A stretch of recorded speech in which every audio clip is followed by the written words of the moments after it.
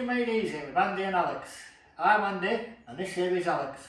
So Alex, what are we cooking this evening? Tonight, Andy, we're going to do homemade burgers with a blue cheese sauce, a blackcurrant and gin relish, and some crispy bacon. But before any of that, what are we drinking? I'm on the Coors White, Alex. And I'm on the red wine. Cheers. Right, handsome Harry, can I get you to bring the camera down here for me, my friend? We've got some fresh minced beef, streaky bacon, blue cheese and double cream, blackcurrant jam. For this recipe, you need the good stuff. A little bit of gin. We've got a fruity gin there. If you've got regular gin, that's just fine. Nice crusted bread rolls, some rocket and some red onion. We're going to do a little bit of preparation first, just to get us ready to build the burger at the end. So, first things first, Andy, I need you to get that bacon and put 4 or 5, in fact, put it all in that pan, on a cold pan, just lay it all in the pan and then turn the heat on. Brilliant. Easy this, Alex. Yeah, this is the easy bit, fella. Then in the background, what I'm going to do is I'm going to try and turn this other one on. So we're going to make the relish over here in this pan. So we're going to heat this pan up. I'm going to put them all in. You might as well put them all in. Although what we want to try and do is actually get the bacon in the pan, and then it will cook a lot even. So if you can now put the heat on under that and bring that up and get it nice and crispy. It's important that we're using the pan to do the crispy bacon, because we can use that to warm the rolls through as well. What kind of heat? A full heat or? Full heat, and it'll just crisp through and cook through. So we're going to keep one eye on that. So next up, we're going to make the relish, so it's ready to go, ready for when we make the burgers later. So there's about 2 or 3 shots of gin in there. What we're going to do is we're going to heat that pan up, get it nice and hot, and then you're going to pour the gin in. It's going to flame up a little bit to burn off the alcohol. Then I want you to put about maybe 4 big spoonfuls of that in. You're wasting good gin on. We are wasting, yeah, I appreciate that. At least it's not red wine or beer that we're wasting. Right, get that in the pan for me. Just pour it in, yeah. Okay, and then we're going to bring it over to the heat. Bloody hell. You'll let that just burn off a little bit. When it's like this, don't touch it. Don't worry about it. Just make sure you're not setting fire to it. It's not actually super hot. It's just lots and lots of burn. So now, add in 4 big dollops of that. Straight in, yeah. Straight in. That's it. Keep going. Another one. Maybe a small one now. That's perfect. Now stir all that round.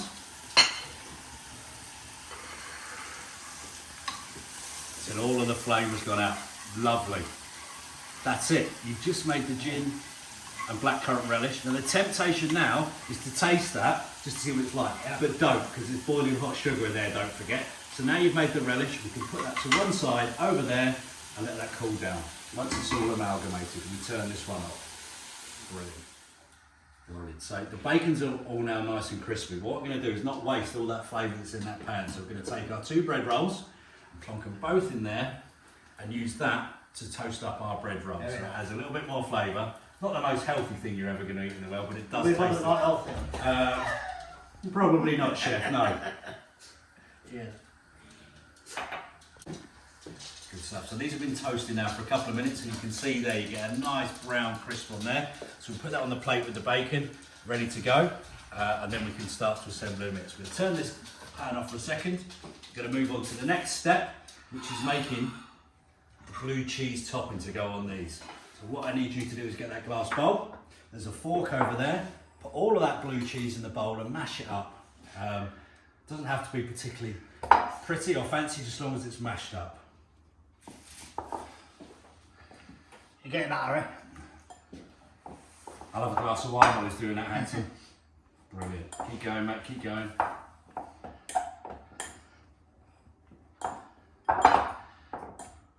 That do you? Do a little bit more. Lovely. Right, now I'm going to take some of this cream, about half of that, and just pour it into there and stir it in together. That's it. What's going to happen with this cream, when we put it on top of the burger, it's all going to melt down and come up to a nice warm temperature and become a sauce in its own right. And this is really good. You can use this on top of a burger, on top of the steak, even on top of chicken. It's a really nice mix.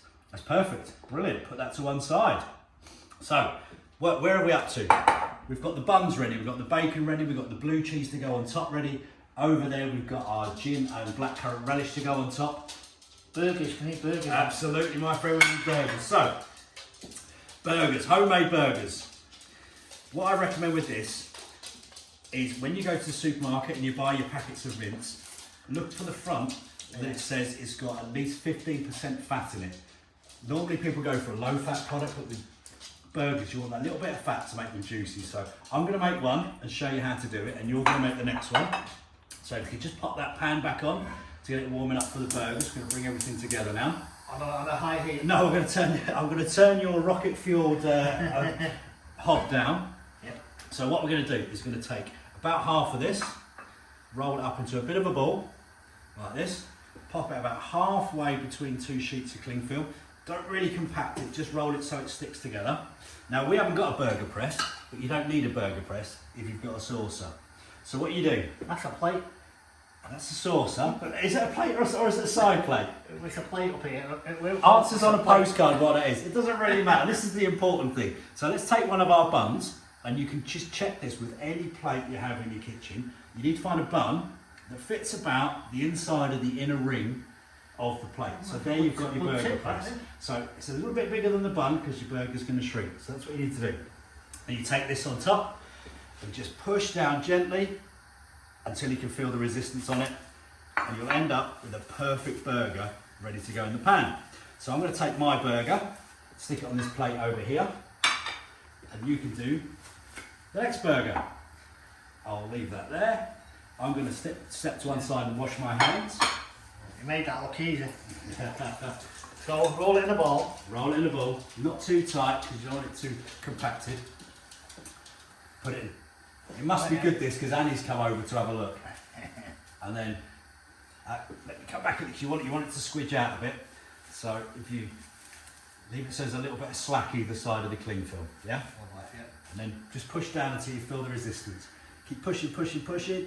Bit more, bit more. Perfect. It stuck to the plate. And then what you find is you've got a burger there ready to go. So you've now got two burgers. They're a bit rough and ready, but other than that, these are homemade burgers.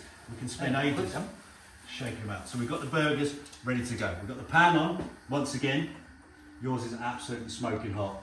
What we're going to do is put those burgers into the pan, cook them and sizzle them through. So we're going to have a little tidy up before we cook the burgers so we're ready to present. Brilliant. Okay, so we've got the pan on a medium heat. Just going to pop the burgers in there. We've got all the juices still from the bacon, still flavouring the bottom of the pan. Get a nice sizzle. We're just going to turn that up a little bit. Pop the other one in. I'm going to let them sizzle for a couple of minutes, maybe 2 minutes on that side. Can I toss them, Alex? You can toss them when I tell you you can toss them. I'm going to make a little bit of a lid for this pan because we haven't got a lid that fits on that pan, so we're going to cheat. I just use a bit of silver foil, crunch the end over, and that can sit on top of there in a minute, and we'll find out why. So we're just going to let those brown up and get a nice crust on one side. We're going to turn the heat up to get lots of heat in that pan. Right, so we've got a really good crust going on those now. So we need to gently turn those over, and I'm going to just put black pepper on them. Gently, Alex. Oh, look at that!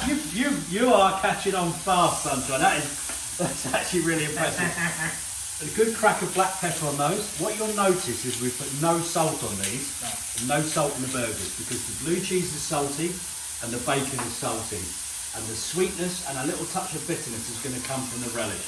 So these have been turned over. I now need you to grab about a dessert spoonful of this. We're going to pop one on there. You want to pop one on the other one? A little bit more. Go on, be generous with it. And then with the back of the spoon, just spread it out. Not to that's it. That's lovely. Brilliant. Brilliant. And the same on the other one. Now we want that cheese to melt in. Let's keep it on the burger. Now we haven't got a lid for this, so what we're going to do is going to use this foil, just plonk it over the top like this, and use a little tiny touch of water, not all of this, just a splash, just to create some steam. There we go, and that will help to melt all of the cheese. Not put any more chili in there. No, we're not wasting. You can see what it's done. That's started to melt that cheese down just by doing that little bit of steam on there. Good tip, Alex. So now we're ready to build the burger. Should we build a burger together? Yes. At this point you can make a judgment call. I like mine a little bit pink in the middle. Some people don't, so you can cook it as much as you like. We're going to go for just well done. Right, let's build a burger. We're going to do one each, yeah? Yeah, right. All right, on the board together. You're following me. Okay, first things first. You ready? You don't need that, you need to make a burger. On your bottom of your bun, squeeze a mayo. Bottom of my bun. In the trade they call that the heel of the bun and they call this the crown, just for a little bit of inside on it. Then you get a little bit of rocket, like so. You do the same. Rocket on my heel. Rocket, hey, like you're not as daft as you look, are you? That would be hard, wouldn't it? A little bit more rocket. That's it. Well, we're getting loads of height, that's it, don't squish it down. Then a little bit of the red onion that we've got. Don't squash it down here. That's it, lovely. Next up, remember our chutney we made earlier? Can you bring that over? Oh, yeah. That's it. And we're going to take about, not too much, this is quite strong and quite sweet, but it will cut through the richness of the cheese. About that much on there like that. What's this bit we call again? Crown. A crown. That's it, lovely. Crowned it, Alex. Perfect. Crowned it. Now we'll turn the burgers off. And whichever one you want can go on your side and whichever one you want can go on my I side. think I'll have this one. You'll have that one, brilliant. On there. Do you want this one, Alex? I'll have that one, the nice thick one. Then we're going to take a few pieces of crispy bacon. So we've got one, so that cheese is starting to go ooey and gooey. Across there like that. Lovely. On there like that. Then, oh, you only went for 2 slices of bacon. Is that a spare one for the dog or something? We're going to put those on here like this. So we've got one like that. Put the good side towards the camera. It's all good. It's all good. Brilliant. And then we've got some French fries keeping warm in the oven. We should have a little dish of salt here. It's always best to salt your French fries when they come straight out of the oven in the tray. And it'll stick to the hot fries.